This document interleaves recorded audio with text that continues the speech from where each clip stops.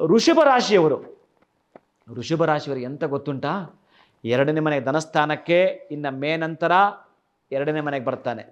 ಧನಾಧಿಪತಿ ನಿಮಗೆ ಅದು ಲಾಭಾಧಿಪತಿ ವೃಷಭ ರಾಶಿಯವರಿಗೆ ಧನಸ್ಥಾನಕ್ಕೆ ಬರ್ತಾನೆ. ಇನ್ನು ಏಕಾದಶ ಸ್ಥಾನೇಶು ಶುಭ ಫಲ ಪ್ರಾಪ್ತ್ಯರ್ಥಂ 11ನೇ ಮನೆಗೆ.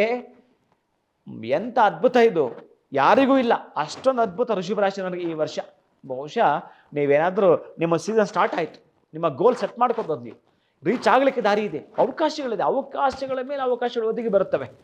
ಅದು ನಾಮ ನಕ್ಷತ್ರಕ್ಕೆ ಒಂದು 20%. ನಾನು ಹೇಳ್ತಾರೆ ಜನ್ಮ ನಕ್ಷತ್ರ 100ಕ್ಕೆ 100 ಜನ್ಮ ನಕ್ಷತ್ರ ಆಗಿದ್ರೆ ನಾನು ಹೇಳ್ತಕ್ಕ ನಡೆಯಲೇಬೇಕು, ಆಪ್ಷನ್ನೇ ಇಲ್ಲ, ಮೈನಸ್ ಇಲ್ಲ, ನಾಟ್ 99, 100ಕ್ಕೆ 100 ಬರೆದಿಟ್ಕೋಬೇಕು ನೀವು. ನಡೀತಕ್ಕಂಥದ್ದು 11ನೇ ಮನೆಯಲ್ಲಿ ಶನೈಶ್ಚರನಿದ್ದಾನೆ. ಭವ್ಯ ಬದುಕನ್ನು ಕಟ್ಕೊಳ್ಳಲಿಕ್ಕೆ ಸಾಧ್ಯ ಇದೆ. ಎಷ್ಟು ವರ್ಷಗಳು ಎಣೆಗಾಟ ಮಾಡಿದ್ದೀರೋ ಈ ಒಂದು ವರ್ಷದಲ್ಲಿ ಆ ಲೆವೆಲ್ನ ನೀವು ಮುಟ್ಬೋದು. ಯಾವ ಲೆವೆಲ್ಲು ನೀವು ಅಂದುಕೊಂಡ ಲೆವೆಲ್ ಅಂತಹದ್ದಿರುತ್ತೆ. ತಾವು ಕೂಡ ಶನೈಶ್ಚರನ ಪ್ರಾರ್ಥನೆ ಮಾಡ್ಕೊಳ್ತಕ್ಕ ಒಂದಷ್ಟು ಸೇವೆಯನ್ನು ಮುಂದುವರಿಸ್ತಾ ಬನ್ನಿ. ಕ್ಷಣ ಕ್ಷಣದ ಸುದ್ದಿಗಳಿಗಾಗಿ ಫ್ರೀಡಮ್ ಟಿವಿ ಸಬ್ಸ್ಕ್ರೈಬ್ ಮಾಡಿ, ಲೈಕ್ ಮಾಡಿ ಹಾಗೂ ಫಾಲೋ ಮಾಡಿ. ಹೊಸ ಸುದ್ದಿಗಳ ನೋಟಿಫಿಕೇಶನ್ಗಾಗಿ ಬೆಲ್ ಐಕಾನ್ ಮೇಲೆ ಕ್ಲಿಕ್ ಮಾಡಿ.